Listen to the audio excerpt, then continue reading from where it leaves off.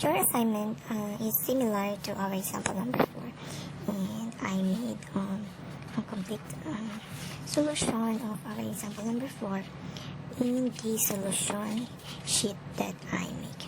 Anyway, in your assignment, you can use your own solution sheet, but it must be in format like this. Okay, it must be clear and neat with complete solution. Okay, so again, let us review your example number 4. We have your given vectors a, b, c, d. I draw the illustration here for the given, and for the solution I wrote some words that might help in understanding your solution well. Okay, so for the solution I wrote finding vector components of first we need to find the vector components of a, b, c, and d, the x and y components of vector a, b, c, and d. So again, I redraw the individual vectors here. So for the vector a, I separate the vector a here and draw another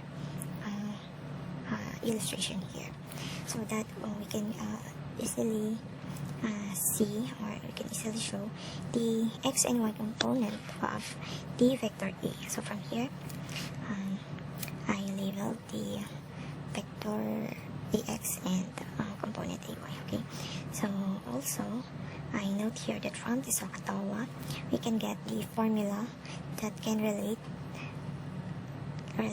ax, or that can relate where to compute the value of our ax. So from ka cosine theta is equal to the adjacent of this 40 degrees Celsius, which is our ax, and the hypotenuse ka, our hypotenuse, is the value or magnitude of our vector a. Okay, that's why I wrote a symbol a here. Then by doing the math, we can compute the value of ax, and I also wrote the sign convention here. Okay, for the value of ay, the same thing, and I also wrote the sign convention here. So for the b, vector b, since it is only composed of x component, and I wrote that the y component of b is 0, it's just 0. Okay, now the same for the y. Okay, I wrote that the x component of the given vector c is just 0. So for the vector d, I also redraw from here the vector d and make another illustration here to clearly illustrate its x and y component.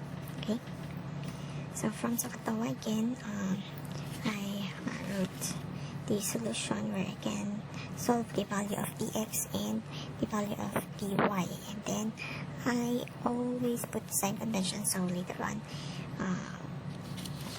we can use this in our next illustration. Okay, after getting the individual x and y component of each vector, then we can simplify this in another illustration. Okay, showing the values or the symbols of x in terms of x and in terms of y components of each vector in each vector. So for vector a, we have x and y component a, x and y component a, b, x, we have 0 component. For y, and then c, we have only cy. We do not have value of cx. And for the d, we have the x going to the left and y going upwards. So this is just only the summary of our vector components x and y. So from here we can easily add or subtract the value of the resultant vector in terms of its x or in terms of its y component. Since all x components lie in the same axis, meaning they are collinear with each other, then we can simply add the value, but take note on the direction. That's why it is important to make a sign convention like this. Okay, do not forget to take note on the different sign convention of each vector component. Same thing with the y component, and I also place some arrow here to remind us the direction of the vector component. Okay, and then after getting the resultant value for x and for ry, then I illustrate it again on another drawing.